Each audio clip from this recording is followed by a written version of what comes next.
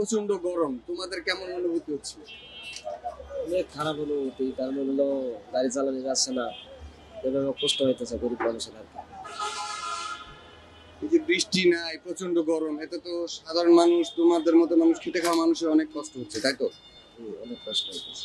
দেখো দর্শক, আমরা দেখতে পাচ্ছি এক কর্মজীবী ভাই গরমের মধ্যে সে মূলত সর্বোচ্চ তার সাথে আমরা একটু কথা বলি। এটা এত গরম, আপনি যদি গাড়ি চালাচ্ছেন কষ্ট হচ্ছে না? জি, অনেক কষ্ট হইতেছে, গরমের ভিতরে পানি খাইতেছি, অনেক কষ্ট হইতেছে। দর্শক, আমার এক ভাই রোদ্রের তাপে সে একটা গাছতলায় বসে শরবত খাচ্ছেন। এতটা গরম পড়েছে যে সাধারণ মানুষ বলেন, কর্মজীবী মানুষ বলেন, সবারই কষ্ট হচ্ছে। যে কি কষ্ট হচ্ছে, এক যাত্রী ভাই ড্রাইভার আঙ্কেলকে যাওয়ার জন্য বললো, সে গরমে যাবে না। তো আঙ্কেলের সাথে আমরা একটু কথা বলি। আঙ্কেল, এই যে প্রচন্ড গরম, এক ভাই যেতে বললো, আপনি কেন গেলেন না? আমরা অতিরিক্ত গরমের কারণে আমাদের শরীরে অসুস্থ হয়, এই আমরা শুয়েতে পারি। প্রিয় দর্শক, দেখতেই পাচ্ছেন এত অতৃষ্ট গরমে নগরবাসীর কি অবস্থা। এত অতিরিক্ত গরম যে অতৃষ্ট নগরবাসী, সাধারণ কর্মজীবী মানুষের যে কি পরিশ্রম বা কি কষ্ট করছেন ওনারা, সেটা আসলে ভাষা প্রকাশ করার মতো না। তো এ পর্যন্ত আসলে বলার কোনো ভাষা আমাদের জানা নাই।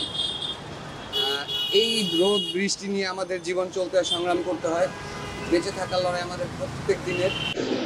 দর্শক, এই প্রচন্ড গরমের মধ্যেও আমাদের ট্রাফিক ভাই যারা আছেন তারা নিরলস ভাবে কাজ করে যাচ্ছে, তাদের সাথে আমি একটু কথা বলি। আচ্ছা, এই যে রোদের মধ্যে আপনারা কাজ করছেন, এত কষ্ট, এই বিষয়ে যদি একটু কিছু বলেন। আসলে আমাদের তো এটা পেশা, আমরা জনগণের স্বার্থে জনগণের কাজটা যাতে ঈদ পরবর্তী সুগমে যাতে আসতে পারে, চলাচলটা যাতে তাদের মসৃণ হয়, যার জন্য নিজেদের কষ্ট হইলেও আমরা এটা করতেছি এবং এটাই আমাদের করণীয়। হ্যাঁ, দেশের মানুষের উন্নয়নে, যাতায়াতের উন্নয়নে, দেশের মানুষের সেবায় নিজেকে একটু সম্পৃক্ত করতে পারতেছি, এটা অনেকটা কিছু আমার কাছে মনে হয়। এই যে অতৃষ্ট গরমে নগরবাসী ঈদের ছুটি শেষে যে মানুষ ঢাকা ফিরছে, তো এই গরমের মধ্যে যে মানুষের ভিড় কেমন হচ্ছে বা রোডের যানজট কেমন হচ্ছে?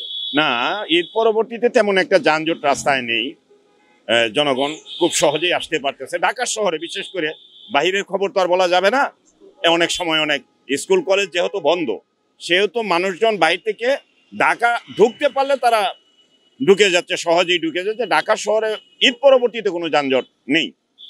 হ্যাঁ, তারপরে আমরা আমাদের যতটা শৃঙ্খলার মধ্যে তাদেরকে নিয়ন্ত্রণ করা, আমরা সেটা শৃঙ্খলার মধ্যে নিয়ন্ত্রণ করতেছি।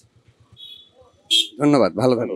এই অতৃষ্ট গরমে নগরবাসীর খবরটা জানানোর জন্য আমরা চেষ্টা করেছি, জানি না কতটুকু আপনাদেরকে জানাতে পেরেছি।